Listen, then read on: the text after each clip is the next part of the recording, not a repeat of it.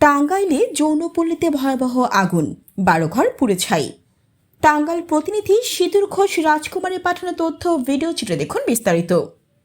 টাঙ্গাইলে যৌনপল্লীতে ভয়াবহ অগ্নিকাণ্ডের ঘটনা ঘটেছে।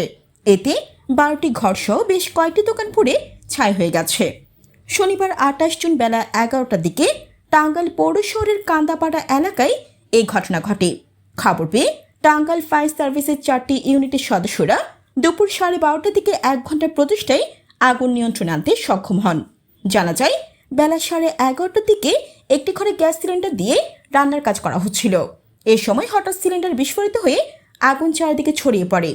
পরে সেখানকার লোকজন পানি দিয়ে আগুন নেভাতে চেষ্টা করেও ব্যর্থ হন। পরে স্থানীয় বাসিন্দারা ফায়ার সার্ভিসকে খবর দিলে তারা দ্রুত আগুন নিয়ন্ত্রণে আনে।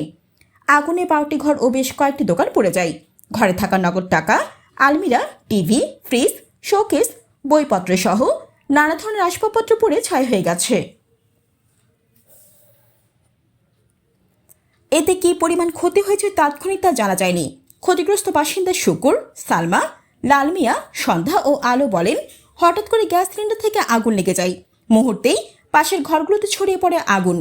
ঘরে থাকা টাকা পয়সা ও আসবাবপত্র সব পুড়ে গেছে। আমাদের এখন থাকার জায়গা নেই। সরকারের কাছে দাবি আমাদের জন্য নতুন করে থাকার ব্যবস্থা করে দেয়। টাঙ্গাইল ফায়ার সার্ভিসের সহকারী পরিচালক শফিকুল ইসলাম ভূঁইয়া বলেন, বেলা 11টার দিকে খবর আসে পৌর শহরের কান্দাপাড়া যৌনপল্লীতে আগুন লেগেছে। পরে ফায়ার সার্ভিস দ্রুত ঘটনাস্থলে পৌঁছে। তিনি আরও বলেন, 10-12টি ঘর সহ ভেতরে থাকা বিভিন্ন আসবাবপত্র পুড়ে ছাই হয়ে গেছে। এতে কী পরিমাণ ক্ষতি হয়েছে তাৎক্ষণিকভাবে তা বলা যাচ্ছে না। এদিকে টাঙ্গাইল জেলা বিএনপির সাধারণ সম্পাদক অ্যাডভোকেট ফরহাদ ইকবাল ঘটনাস্থল পরিদর্শন করেছেন।